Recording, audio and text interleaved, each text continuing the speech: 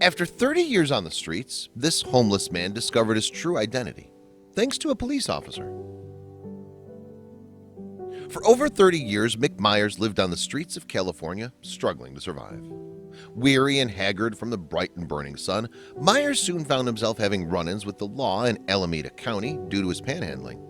However, he risked his safety and his freedom in order to make enough money to fill his belly on a daily basis. When one sheriff decided to issue Myers a citation, neither men had any idea it would be the beginning of a life-changing journey for them, one filled with heartache, facing the past, and finding one's true identity. This story is sure to warm your heart. Before we begin, make sure you smash the like button, subscribe to our channel, and click the notification bell for daily amazing videos. Mick Myers didn't start out on the wrong side of the tracks. In fact, when he was an infant, he was adopted by a loving family in San Leandro, California. Growing up, he was easygoing, loved playing in the marching band, and had a nice group of friends. Unfortunately, things at home were less than stellar. While Myers' adoptive parents tried to make him feel like he was part of the family, not everyone was happy to have him around. His mother tried to be affectionate, but his siblings rejected him. Despite his best efforts, his adoptive siblings ignored him completely. Eventually, Myers began to cut himself off from his friends and the outside world, becoming a quiet introvert. He often felt isolated and alone, and according to Myers, his feelings followed him into adulthood. As Myers got older, he lost contact with his friends and described his life as living life as alone as a person could possibly be.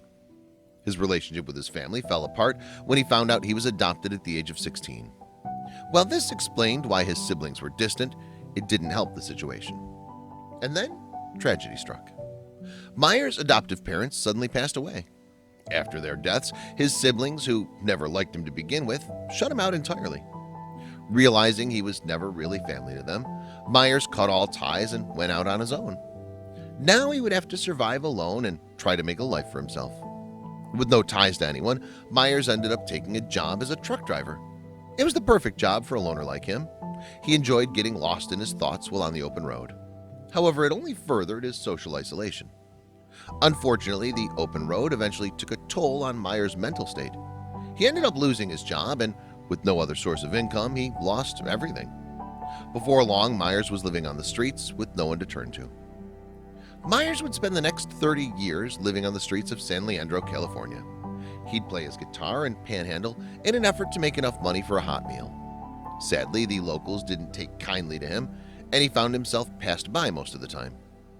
Begging for money didn't bring in enough cash to live off of. As months on the streets turned into years, homelessness became the new normal for Myers.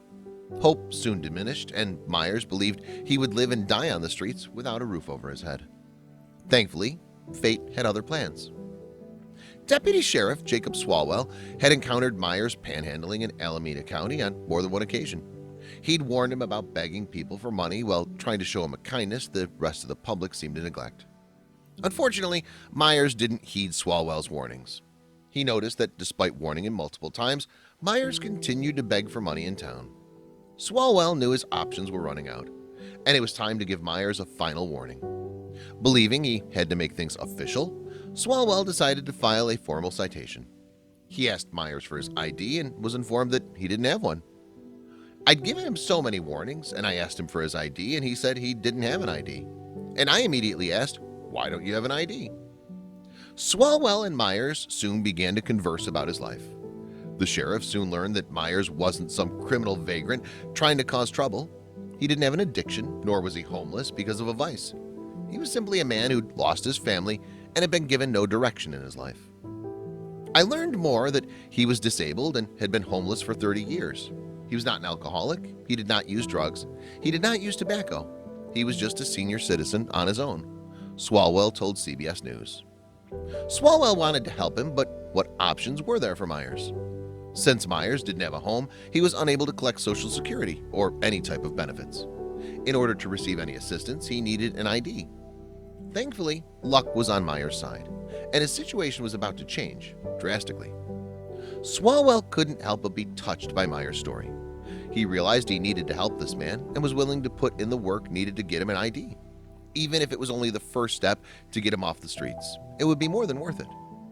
Unfortunately, getting an ID would prove easier said than done. Most of us can attest to the fact that the DMV is no picnic. The lines are long and, as Myers would soon discover, obtaining an ID is a lot more complicated than it sounds. Almost immediately, Swalwell and Myers hit a roadblock. Despite having a driver's license when he was a truck driver, the DMV had no record of Myers in their system. The clerk informed the men that to obtain a new ID, he would need to submit a large stack of paperwork.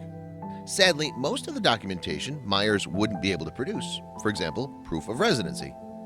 However, Swalwell was not going to give up that easily. Myers found himself quickly losing hope. He was used to being met with adversity in his life. Why should this situation be any different? Thankfully, Swalwell was there to encourage him and not let him admit defeat.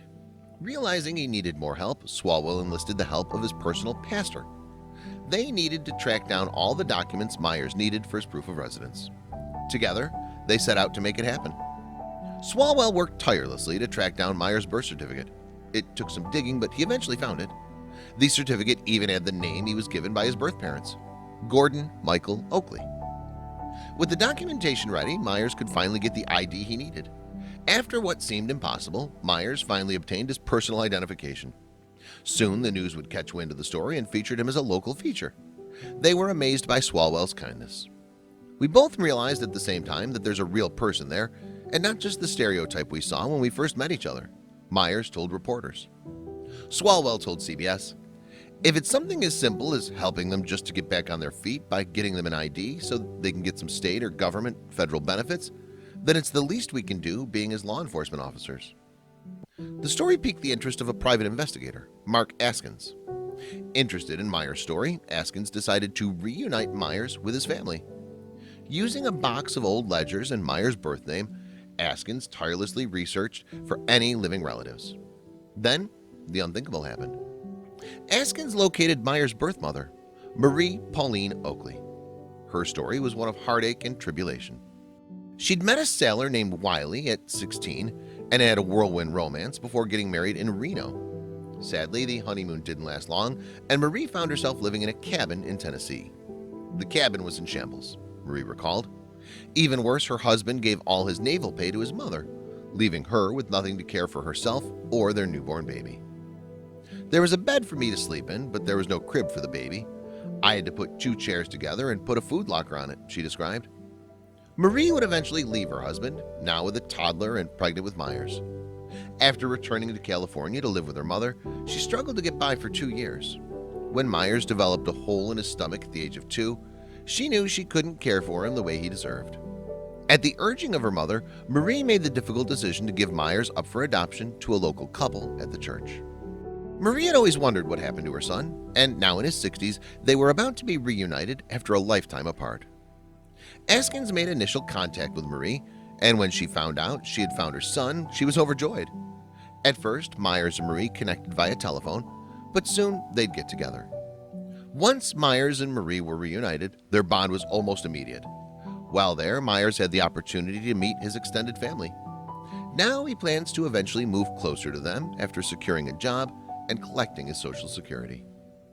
And it was all thanks to the kindness of one stranger, who chose to look beyond his circumstances and see him for the man he truly was.